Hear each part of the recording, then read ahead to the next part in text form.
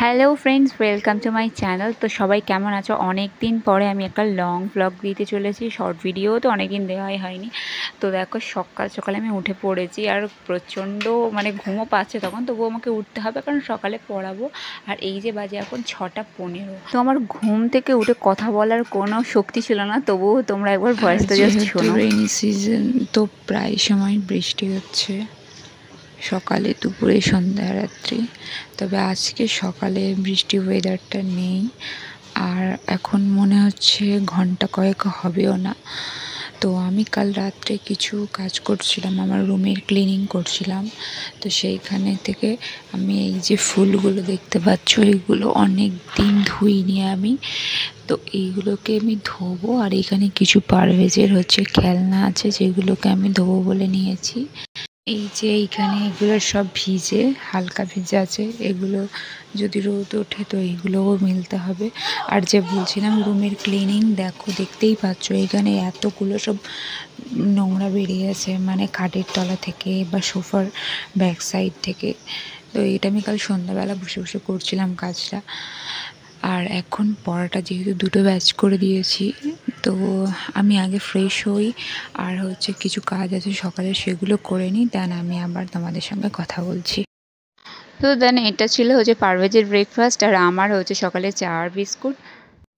তো সকালে বাচ্চাদের পড়িয়ে ছেড়ে দিয়ে তারপরে আমি আগের দিনে রাজা এনেছিল বার্গার, মানে রাত্রে এনেছিল, তো ওটা আমি সকালে গরম করে খাচ্ছিলাম। আর যেহেতু একটা অত জিনিস দাম দিয়ে কিনেছে, ফেলেও দেওয়া যায় না, আবার সত্যি বলতে কি খেতেও ইচ্ছা করছিল না। আর এখন কি জানি বার্গারটা একটু অন্যরকম করে দিয়েছে। তো এখন আমার গোসল হয়ে গিয়েছে, আর আমি আজকে চুলে একটা জিনিস লাগিয়েছিলাম, সেটা তোমাদের সঙ্গে শেয়ার করি। হ্যাঁ, তো এইখানটায় না আমার কিছুটা চুল গ্রে হেয়ার, ঠিক আছে। তো আমি এইখানটায় চুলে একটা পাতা আজকে উঠোনে দেখলাম যে ওখানে হয়ে রয়েছে। তো আমি তাড়াতাড়ি করে পাতাটা তুললাম, অ্যান্ড দেন শিলনোড়াতে বেশ করে সুন্দর করে বেটে নিয়েছি। তো ওটা বাটির মধ্যে এখনও রাখা আছে কিছুটা। ভাবছি রাজা আসলে ওর হেয়ারেতেও অ্যাপ্লাই করব, কারণ ওরও আছে গ্রে হেয়ার। আর আমার বোধ হয় ক্লাস 10 থেকে আমার হেয়ার হোয়াইট, জানি না কি প্রবলেম। তো যাই হোক, তো মাঝে 1-2 বছরের মতো দেখলাম যে টোটালি আর নেই, বাট এখন আবার দেখতে পাচ্ছি যে ছিল। তো দেখো এইখানটাই আমি লাগিয়েছি, দেখো কত সুন্দর কালো হয়ে গিয়েছে। আর এটা যদি তুমি 3-4 দিন, সপ্তাহে যদি একবার করে, উইকে একবার, মাসে যদি অন্তত 3 থেকে 4 বার ইউজ করো না, তাহলে খুব ভালো রেজাল্ট পাবে। আর আমি ওটা দেখাচ্ছি, 1 মিনিট। এই যে এই পাতাটা মিক্সড করে বেটে রাখার পরে না, ঠিক কালারটা দেখো পুরো একদম কালো মতো হয়ে গিয়েছে। তো লাগিয়েছিলাম, আর এই কিছুটা আছে। আমি হাতে চুল পরি কেন, এটা নিয়ে অনেকের প্রশ্ন, অনেকের মাথা ব্যথা। আমিও আমাদের যত হাদিস বলে, বই বলে, আমিও টুকটাক সময় পেলে পড়ি। সেহেতু আমি জানি যে কী কারণে চুড়ি পরতে হয়, কি না পরতে হয়, কেন। বা আমাদের চুড়ি পরা কিন্তু যে হাতে পরতেই হবে বিয়ে হয়ে গেলে, এরকম কোনো বাধ্যবাধকতামূলক নেই, ঠিক আছে। চুড়িটা তোমার চয়েস, চুড়িটা অ্যাকচুয়ালি যে পরতেই হবে বিয়ে হয়ে গেলে, এরকম কোনো জায়গায় লেখা নেই, ঠিক আছে। তো এবারে এটা একটা গেল।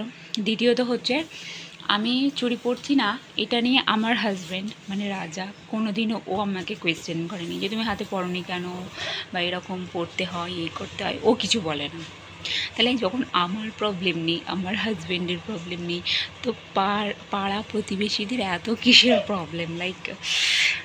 আমি এটা মাঝে মাঝে ভাবি যে বলবো তোমাদের সঙ্গে, শেয়ার করব। আর ওইখানেও আমার মায়ের বাড়িতেও সেম এইরকমই হয়, কয়েকটা মহিলা আছে, তাদের প্রচুর মাথা ব্যথা হয়। তো যাই হোক, যখন আমার হাজব্যান্ডের যখন কোনো সমস্যা নেই, তাহলে তোমাদের কেন এত সমস্যা? তোমরা নিজেরা নিজেদের সমস্যাগুলো সমাধান করো না। কে হাতে চুড়ি পরলো, কে পরলো না, কি করলো কি না করলো, এইগুলো না দেখলেও হবে, ঠিক আছে। তো এটাই বলার ছিল আমার।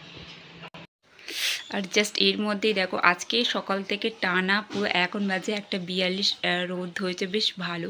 আর এখন জাস্ট আকাশটা দেখো কত সুন্দর, একদম মেঘ করে এসছে।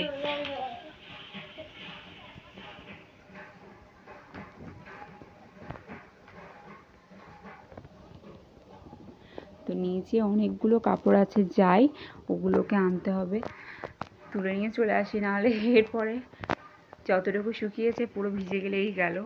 আর আমি তোমাদের আগের ভিডিওতে আমার হচ্ছে ড্রাগন গাছের একটা ড্রাগন দেখিয়েছিলাম যে ফুল এসেছে ছোট্ট কুড়ি, মানে আমি তো রীতিমতো এত খুশি হয়েছিলাম বলার মতো নয়।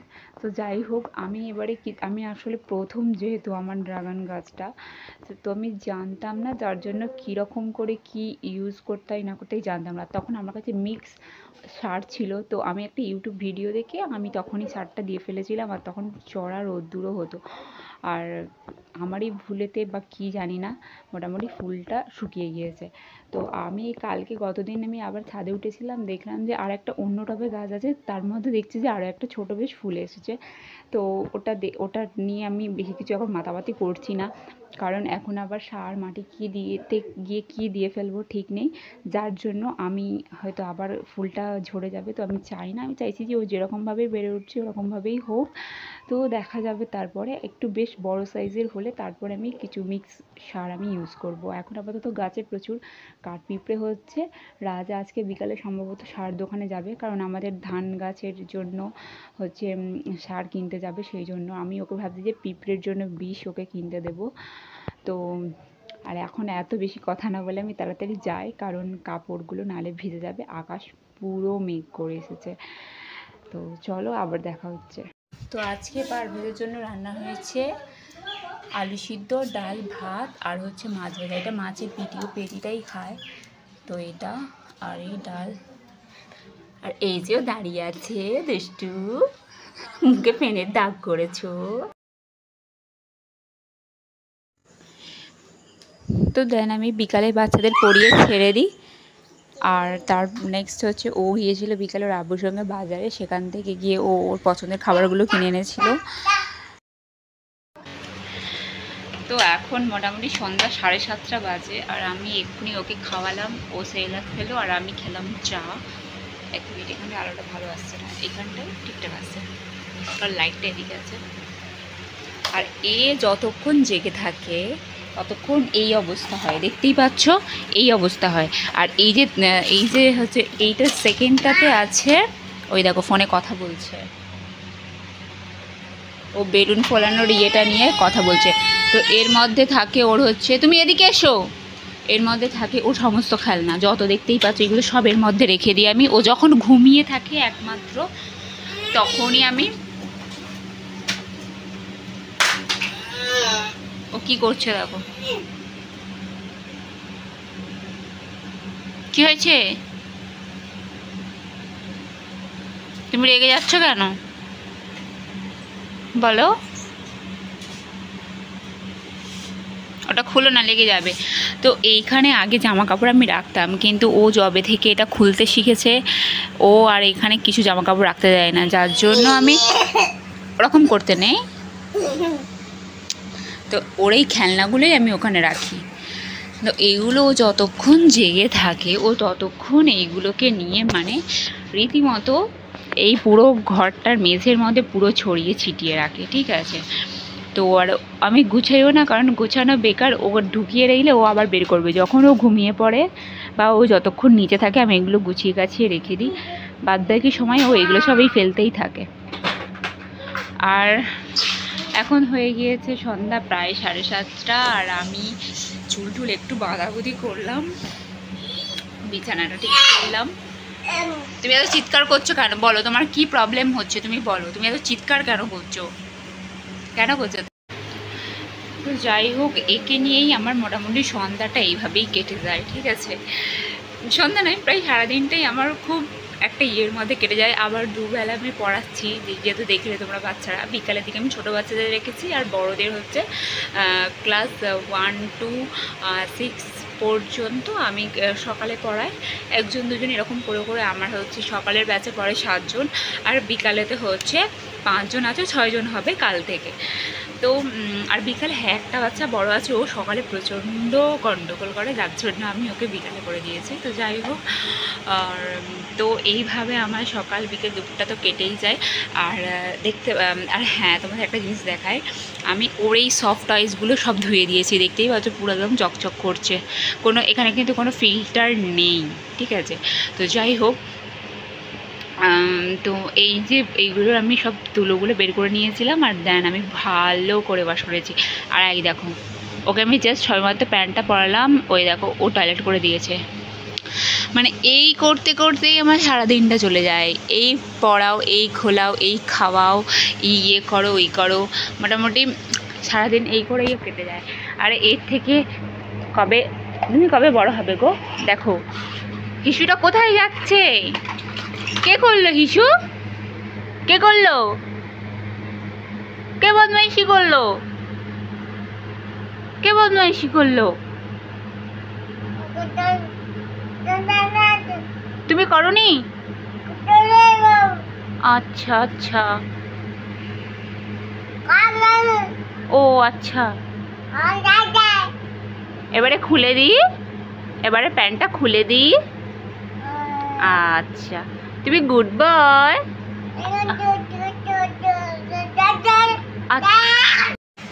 তো চলো, যে কুর্তিটা আমি কিনেছি তোমাদেরকে দেখাই, ঠিক আছে? সে কুর্তিটা, আর এখানে কুলার চলছে, আওয়াজটা একটু ব্যাকগ্রাউন্ডে বাজে আসবে, যাই হোক। তবু এই যে হোয়াইটের সঙ্গে আর গ্রের একটা কম্বিনেশন, আর এর গলার এই কাজটার জন্য আমার বেশি পছন্দ হয়েছে এই, ব্যাস। আর ব্যাক সাইডে হচ্ছে একটা বোতাম দিয়ে, ব্যাস এই হচ্ছে ডিজাইন গলার। আর আমি হাতটা একটু লং চাইছিলাম, বাট পেলাম না। আর সেইখানেতে এই রকম হাত, এটা হালকা ফোলা টাইপের থাকবে, আর হাতের এইখানটাই আমার একটু লুজ হচ্ছে, এই জায়গাটায়, যার জন্য আমি ওটা হচ্ছে হাতটা করবো। আর এমনি সাইডে হালকা লুজ হলে অসুবিধা নেই, ঠিক আছে। তো এটা আমি এখন সেলাই করব। তো কুর্তিটা কেমন জানিও। তো তারপরে আমি ওকে কিছুক্ষণের জন্য নিচে দিয়ে এসে রুমটা ক্লিন করে নিই ভালো করে।